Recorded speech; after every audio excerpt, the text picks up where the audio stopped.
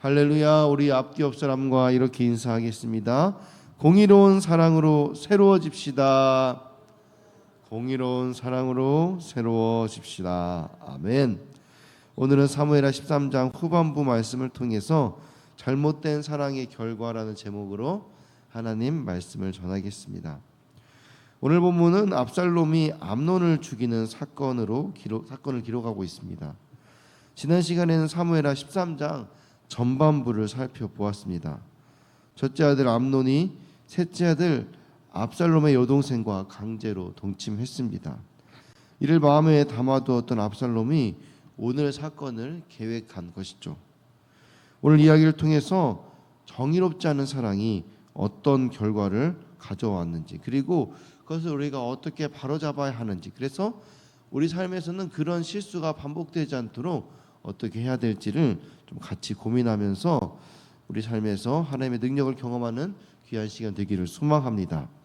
우리 13장 23절에서 25절 말씀 같이 읽겠습니다. 시작. 만 2년 후에 에브라임 겨 바하라솔에서 압살롬이 양털을 깎는 일이 있음에 압살롬이 왕의 모든 아들을 청하고 압살롬이 왕께 나아가 말하되 이제 종에게 양털 깎는 일이 있사오니 청하건대 왕은 신하들을 데리고서 당신의 종과 함께 가사이다 하니 왕이 압살롬에게 이르되 아니라 내 아들아 이제 우리가 갈 것이 내게 누를 끼칠까 하노라 하니라. 압살롬이 그에게 간청하였으나 그가 가지 아니하고 그에게 복을 비는지라. 아멘. 암논이 다말을 강간한 사건이 벌어진 지 2년 후에 압살롬이 바라솔에서 양털 깎는 잔치를 벌였습니다. 바라솔은 자기 어머니의 고향이 그술과 가까운 곳입니다. 이 압살롬은 그술왕 달레의 딸 마아가의 아들이에요. 그러니까 그술왕 달레가 자신의 외할아버지가 되는 겁니다. 그러니까 지금 이 양털 깎는 일을 그 어머니의 고향 그리고 외할아버지가 왕으로 있는 땅 옆에서 하는 거예요. 여차하면은 도망갈 계획을 가지고 있는 거죠. 이스라엘에서는 이렇게 추수할 때 잔치를 벌여서 기뻐하듯이 양털을 깎을 때에도 뭔가 이제 추수하듯이 그것을 잔치를 벌여가지고 함께하는 그런 풍습이 있었습니다. 그래서 압살롬은 잔치를 벌여서 이제 다윗 왕을 초청했어요. 그런데 다윗이 초대에 응하지 않을 것을 미리 알고 그러면은 이제 자기 요청대로 누구를 함께 보내줄 수 있겠구나. 그래서 대신 이 암논을 초대하려는 계획들을 이미 다 가지고 있었어요. 24절에 보면은 압살롬은 자신을 다윗의 종이라고 불러요. 원래 왕 아들이기 때문에 편하게 불러도 되는데 이렇게 부자 관계가 아니라 주종 관계를 설정하면서 자신이 왕의 충성스러운 신하라는 것을 보여주는 것입니다. 그러면서 안심해도 된다. 내가 무슨 일이 있겠냐. 이런 것들을 이제 밑밥을 까는 거죠. 자신의 의도를 감추려는 것입니다. 그런데 다윗은 오히려 반대로 압살롬을 나의 아들아라고 부르는 거예요. 그러면서 우리가 이제 다 가족인데 뭐 특별한 일이 없지 않겠냐. 다윗도 그렇게 어떻게 보면 암묵적으로 이제 주종 관계가 아니라 우리가 아들이지 않느냐라는 것을 이제 이렇게 표현하는 것입니다. 25절에 다윗 왕이 압살롬에게 복을 빌면서 이제 헤어지자고 권면합니다. 이제 이 복을 비는 장면은 단순히 헤어지자고 하는 인사말이에요. 그러니까 이제 더 이상 더 말하지 말고 우리 그냥 헤어지고 이제 나는 못 가니까 이제 다 같이 그냥 가라고 이야기를 하는 겁니다. 우리나라 말에 안녕이란 말이 평안이란 말처럼 이스라엘도 샬롬이란 말이 평안이라고 뜻하지 않습니까? 그러면서 서로의 안부를 기원하면서 그냥 축복하는 그런 인사치레 축복인 것이지 어떤 특별한 축복을 여기서 의도한 것은 아니었습니다. 우리 26절에서 27절을 같이 읽겠습니다. 시작. 압살롬이 이르되 그렇게 하지 아니하려거든 청하건대 내 형 암논이 우리와 함께 가게 하옵소서. 왕이 그에게 이르되 그가 너와 함께 갈 것이 무엇이냐 하되 압살롬이 간청하매 왕이 암논과 다윗의 모든 아들들을 그와 함께 그에게 보내니라. 아멘. 압살롬은 다윗 왕이 떠나기 전에 그러면 왕이 못 가면은 내 형 암논을 좀 같이 보내주십시오라고 요청합니다. 그러니까 다시 이제 단번에 왜 굳이 암논을 보내달라고 하냐라고 물어보는 거예요. 그러니까 압살롬이 그 이유를 설명하지 않고 다윗에게 강하게 요청합니다. 그러자 다윗은 암논과 함께 다른 모든 형제들이 다 같이 그렇게 잔치에 가라라고 말합니다. 아마도 다윗이 이 암논과 압살롬의 이 사이가 불편하다는 것을 이미 다 알고 있었을 것입니다. 그래서 다윗은 암논 혼자 보내기를 이제 불안해서 이제 고심 끝에 형제들이 다 가야 된다라고 그렇게 이야기를 했다는 거죠. 의도한 것은 아니지만은 다윗이 자신의 명령으로 처음에 어떻게 합니까? 다말을 암논에게 다 보내주었어요. 그래서 다말이 암논에게 강간을 당했죠. 그런데 이번에는 암논을 또 물론 형제들과 같이 붙여주긴 했지만은 압살롬의 요구대로 그대로 압살롬에게 보내줍니다. 어떻게 보면은 압살롬이 암논을 죽이는데 일조한 셈이 되어버린 것이지요. 우리 28절에서 29절을 같이 읽겠습니다. 시작. 압살롬이 이미 그의 종들에게 명령하여 이르기를 너희는 이제 암논의 마음이 구슬로 두려워하되 자세히 보다가 내가 너희에게 암논을 치라 하거든 그를 죽이라. 두려워하지 말라. 내가 너희에게 명령한 것이 아니냐. 너희는 담대히 용기를 내라 한지라. 압살롬의 종들이 압살롬의 명령대로 암논에게 행하매 왕의 모든 아들들이 일어나 각기 노새를 타고 도망하니라. 아멘. 압살롬은 자기 종들에게 암논이 술에 취해 있을 때 그를 죽이라고 명령합니다. 모든 책임을 자기가 질 것이니 걱정하지 말고 담대히 행동하라고까지 권면하기까지 합니다. 그냥 말하는 게 아니라 더 적극적으로 이 일이 반드시 이루어져야 된다는 것을 강조하는 거죠. 암논은 이 압살롬의 잔치에 초대받고 왔는데 긴장을 풀고 술에 취해 버립니다. 사실 암논과 압살롬의 관계가 그렇게 편하지만은 않았을 거예요. 암논이 압살롬의 여동생을 지금 강간했어요. 그리고 2년이 지났어요. 물론 특별한 일은 없었지만 그래도 긴장을 늦추면 안 되는데 그만큼 압살롬이 2년 동안 얼마나 자신의 감정을 드러내지 않고 이 일이 자연스럽게 이루어지도록 노력했는지 이 암논의 태도를 보면은 우리가 잘 알 수 있습니다. 암논이 완전히 긴장을 놓아버린 거예요. 압살롬이 암논을 죽이는 것은 표면적으로는 다말의 복수이지만 그 이면에는 자신이 왕이 되는데 이 걸림돌이 되는 왕위 계승 설 1위를 제거하기 위한 것도 사실은 있었어요. 압살롬은 다윗의 셋째 아들이지만은 그 이후로 둘째 아들 이제 길르압이 있는데 성경에서는 거의 언급되지 않아요. 그러니까 그만큼 이제 암논 다음에 진짜 서열 2위는 바로 이 압살롬이었을 가능성이 높다라는 것입니다. 그래서 암논이 죽으면 자신이 왕위 계승 서열 1위가 되는 거예요. 이렇게 압살롬은 여동생의 강간 사건을 빌미 삼아 자신이 왕이 되려는 그런 욕망을 성취하려고 했습니다. 그렇게 압살롬이 암논을 죽이는 것을 본 다른 왕자들은 각자 노새를 타고 그곳을 재빨리 도망쳤습니다. 암논의 이 범죄 후에 2년이라는 시간이 흘렀어요. 다말에게는 수치의 시간, 다윗 왕에게는 분노의 시간, 그리고 압살롬에게는 이 복수의 날을 벼르는 시간이었습니다. 참담한 일이었지만 아무도 하나님 앞에서 이 일을 해석하거나 처리하지 않았습니다. 다윗 왕은 이 암논의 강간 사건이 있을 때 더욱더 단호하게 조치했어야 합니다. 암논도 스스로 죄를 깨닫고 그에 대한 대가를 치러야 하죠. 그런데 다윗이 암논의 범죄를 정당하게 처리하지 않자 압살롬은 2년 동안 기회를 엿보다가 잘못된 방식으로 암논을 심판하고 만 것입니다. 이처럼 잘못된 사랑의 결과는 참혹합니다. 다윗을 이용해 다말을 성폭행했던 암논처럼 압살롬은 다윗을 이번에 이용해서 암논에게 살인폭력을 자행합니다. 물론 사랑이란 단어는 듣기만 해도 따뜻하고 가슴을 벅차게 합니다. 하지만 그 안엔 잘못된 사랑도 있을 수 있는 거예요. 사랑이란 이름으로 자행되는 그 잘못된 일들이 얼마나 많이 드러나고 있습니까? 우리는 스스로 나의 사랑 안에는 내가 누군가를 사랑해서 한 일들에는 무엇이 빠져 있는지 우리는 늘 돌아보아야 된다는 것이죠. 우리 30절에서 31절 같이 읽겠습니다. 시작.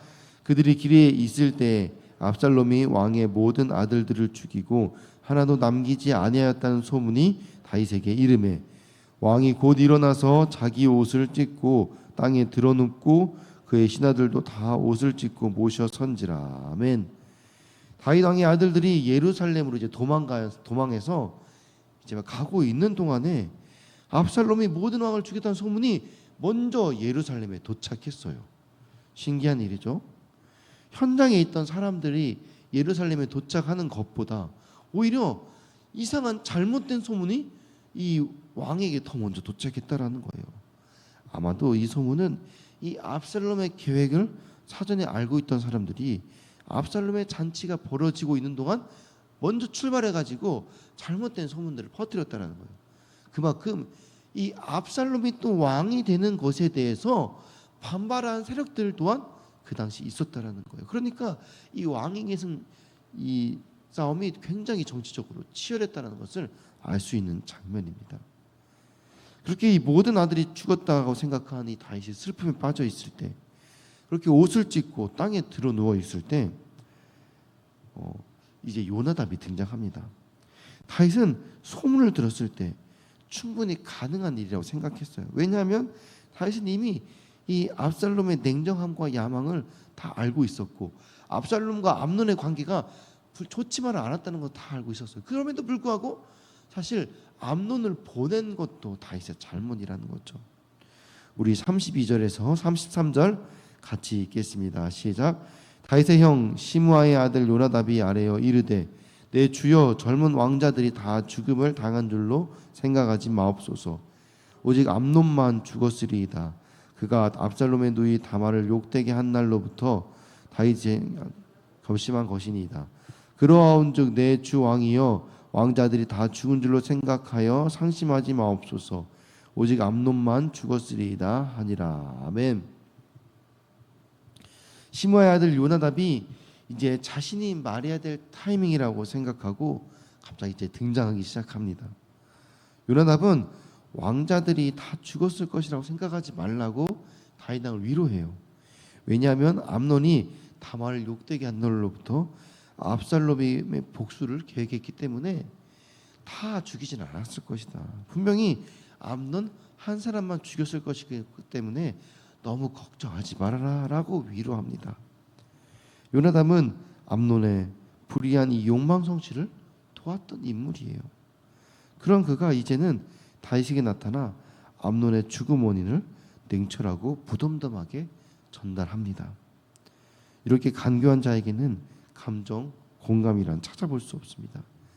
감정이 없고 팩트만 범람할 때 세상이 비정하게 되는 것이죠. 다윗이 요압을 통해 우리아를 죽였듯이 압살롬은 신복들을 통해 암논을 죽였습니다. 다윗은 암논에게 속아 딸 다말이 겁탈당하는 것을 도왔는데 이번에도 압살롬에게 속아 암논의 죽음을 본의 아니게 돕고만 셈이 되었습니다.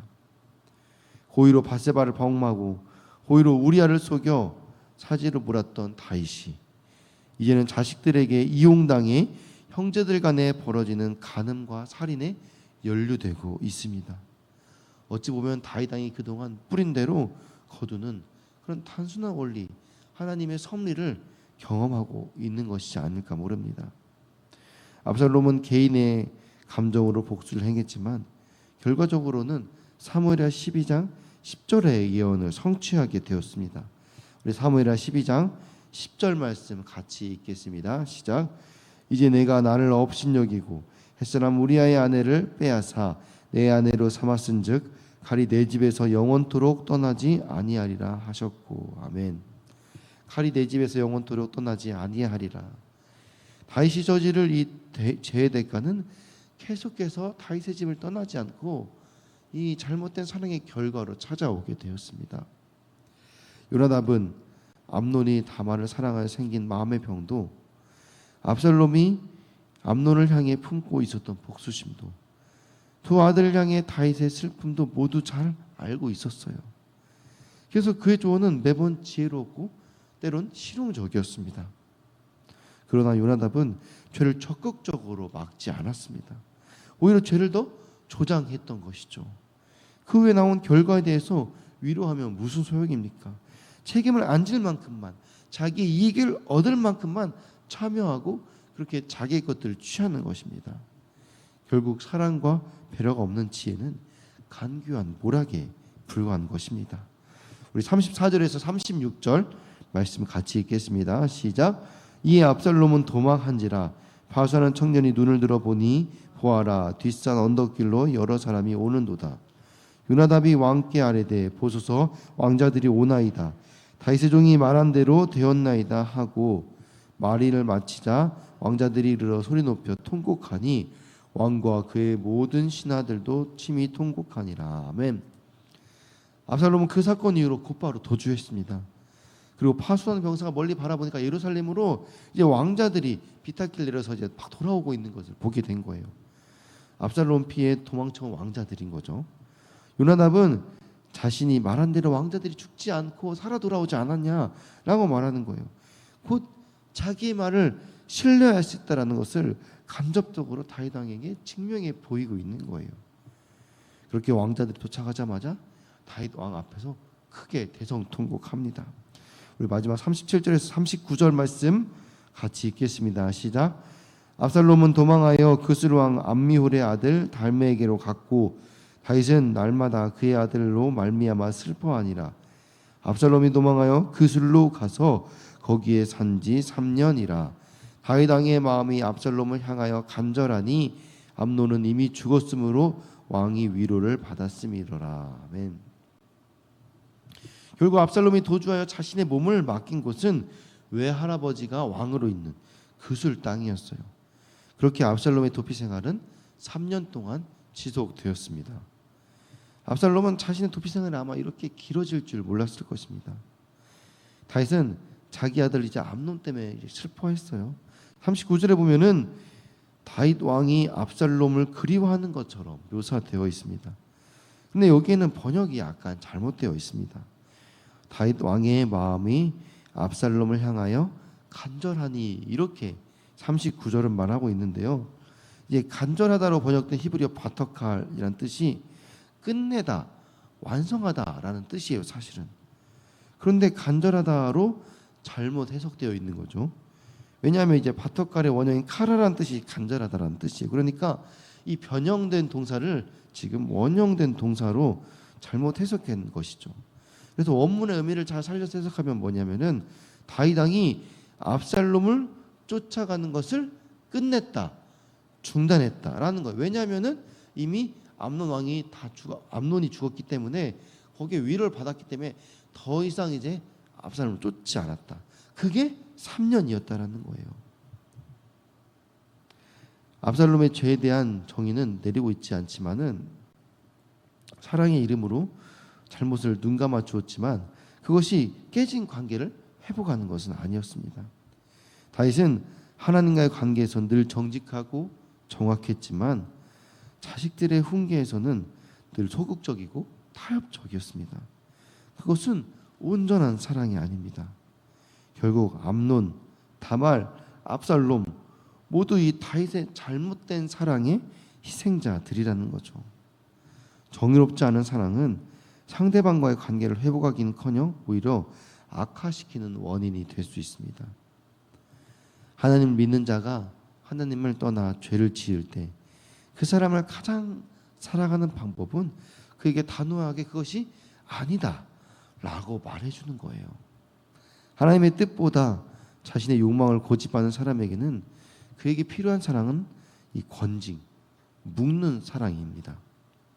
암논이 다말을 겁탈했을 때 다윗은 크게 화를 냈지만 암논에게 아무런 벌을 내리지 않았어요. 결국 다윗이 이 문제를 적절하게 처리하지 않으므로 압살롬의 영혼에 불의가 자리하게 된 빌미를 만들게 된 것이죠. 다윗의 처신은 가해자, 피해자 모두를 더 깊은 수령으로 떨어지게 했습니다. 권징을 부정적으로 여기는 사람이 있다라면은 그 사람은 자신이 예수님보다 더 사랑이 많다라고 주장하는 것과 같습니다. 예수님은 권징이라고 쓰고 그것을 사랑이라고 읽으셨습니다. 하나님의 사랑은 때로는 엄하게 다가오지만 그 안에 참된 자유가 있는 것이죠. 사랑이란 이름으로 죄를 눈 감아주는 것이 아니라 하나님의 공의로운 사랑으로 나를 다시 한번 돌아보고 날마다 새로워지는 은혜로 주님께 나아가는 거룩하고 복된 성도님들 되시기를 주님의 이름으로 축원합니다. 아멘. 우리가 시간 들은 말씀 기억하며 함께 기도하기 원합니다. 이 시간 기도하실 때 우리의 사랑이 단순한 감정이나 타협이 아닌 하나님의 공의로운 뜻을 따르는 참된 사랑이 되게 하여 주시옵소서. 가정과 교회 안에서 서로를 향한 책임 있는 사랑으로 영적 회복과 성장을 이루어가게 하옵소서. 특별히 또 기도하실 때 교회학교 겨울 캠프가 진행 중에 있습니다. 다음 세대가 예수님을 인격적으로 만나고 변화되어 하나님을 알고 전하고 누리는 세대가 되게 하여 주옵소서. 각 부서를 섬기는 목회자와 교사들에게 지혜와 셈 허락하여 주시고 캠프 일정들 은혜롭게 잘 마칠 수 있도록 좋은 날씨 주시고 부족한 재정 채워 주시도록 우리 돈촌동 성전부지 그린벨트를 하나님의 때 하나님의 방법으로 열어 주시옵소서. 올림픽파크 보련 아파트 12,032세대 4만 명의 영혼을 구원하는 일에 우리 교회를 사용하여 주시옵소서. 우리 교회 몸과 마음의 고통으로 질병으로 고통받는 성도님들 치유하여 주시옵소서. 우리 각자의 기도 제목을 위하여서 사랑하는 주님의 이름 3번 부르고 기도하시겠습니다. 주여